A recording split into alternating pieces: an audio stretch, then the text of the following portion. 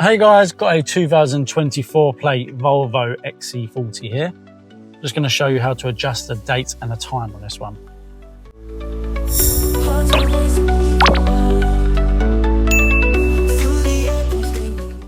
So on this one, I'm going to make sure the ignition is switched on or the engine is turned on. It's going to bring you up this screen. And from here, press the home button to make sure you're on this screen here.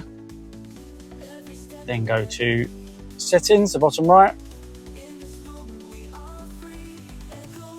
Then system.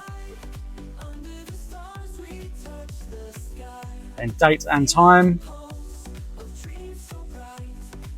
Now up here you can have the time to set automatically, so it does it for you. Or if you want to set it manually, uncheck that. And you can do the date and the time there. So just adjust it to what you need. Then press back. You can do your 24-hour format or 12-hour format. Then just press back and that's all saved.